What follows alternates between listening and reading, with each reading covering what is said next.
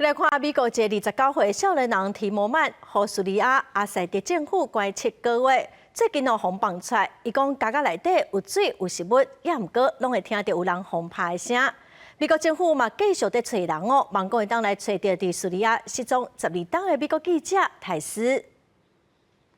Did you hear the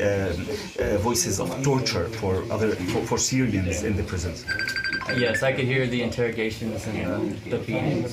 伫镜头前向大家讲出伫家校内底情形。伊讲，伊是7个月前，互叙利亚阿塞德政府关的美国人提摩曼，顶礼拜四出现伫一部网络影片当中引起讨论。一开始网友叫是伊42年前伫叙利亚失踪的美国记者泰斯，了后伊接受阿拉伯媒体采访，承认身份，表示家己是行路非法进入叙利亚进行宗教朝圣，才被拘留。伫家期间受到真好待遇。 I had water, bread, cabbage, and in the early morning of this Monday, or the Monday of this week, they took a hammer and they broke my door down. 叙利亚阿塞德政权崩盘进行被关伫家家数千个犯人得到释放，其中包含无辜的民众甲异己人士。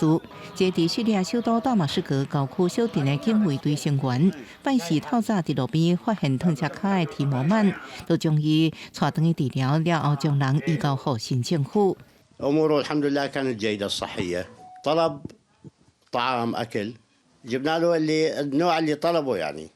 提摩曼伫密苏里州的教会亲友收到伊要活的消息，心情拢放轻松。美国政府是表示，目前咧确认提摩曼的身份，同时美方政治谈判代表也伫即礼拜进前去黎巴嫩，希望收集资讯，找到2012年伫大马士革一个检察站失踪的记者泰斯。虽然即马无直接证据证明泰斯的生死，美国政府依然就抓会尽全力将人救回国。公司新闻杨冠平报。